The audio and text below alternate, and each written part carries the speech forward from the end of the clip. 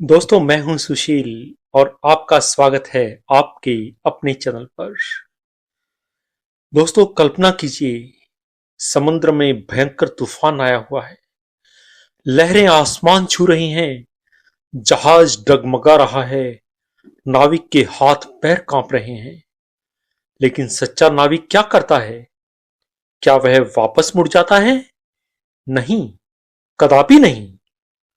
वो तो पतवार को तूफान की तरफ ही घुमा देता है, क्योंकि वह जानता है कि तूफानों से बचकर नहीं, तूफानों को पार करके ही किनारा मिलता है।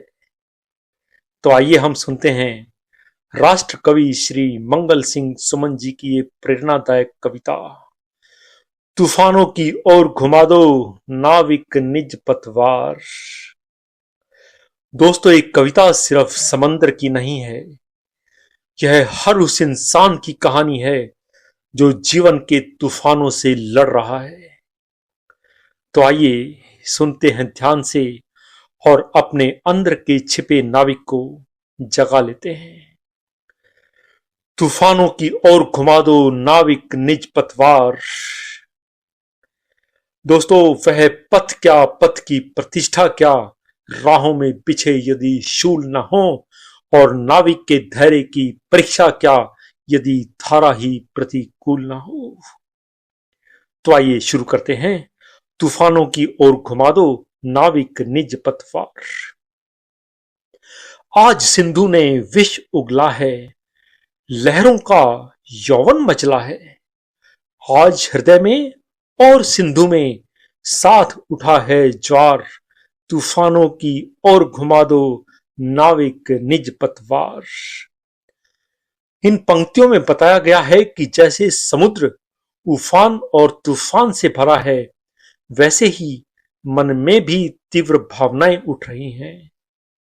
कवि का संदेश है कि हमें डरकर पीछे नहीं हटना चाहिए, बल्कि साहस के साथ कठिनाइयों का सामना करना चाहिए। लहरों के स्वर में कुछ बोलो, इस अंधड़ में साहस तोलो। कभी कभी मिलता जीवन में तूफानों का प्यार। तूफानों की ओर घुमा दो नाविक निज पतवार। इन पंक्तियों में कवि कहता है कि कठिन परिस्थितियों में हमें अपनी आवाज अवश्य उठानी चाहिए और अपने साहस को परखना चाहिए। When the going gets tough, it is the tough who gets going. जीवन में कभी कभी ऐसे मौके भी आते हैं जब तूफान अर्थात कठिनाइयां हमें मजबूत बनने का एक अवसर देती हैं। इसलिए हमें डरने की बजाय हिम्मत के साथ चुनौतियों का सामना करना चाहिए। यह असीम निज सीमा जाने, सागर भी तो यह पहचाने। मिट्टी के पुतले मानव ने कभी न मानी हार। तूफानों की ओर घुमा दो नाविक निज पतवार। इन पंक्तियों में कहा गया कि यह असीम शक्ति भी अपनी सीमाएं समझे और समुद्र भी यह बात पहचान ले कि मिट्टी से बना हुआ मनुष्य कभी हार नहीं मानता। कवि का संदेश है कि इंसान में असीम साहस और दृढ़ता होती है, इसलिए उसे हर चुनौती का सामना डटकर करना चाहिए। सागर की अपनी क्षमता है, पर माझी भी कब थकता है। जब तक सांसों में स्पंदन है, उसका हाथ नहीं रुकता है। इसके ही बल पर कर डाले सातों सागर पार। तूफानों की ओर घुमा दो नाविक निज पतवार।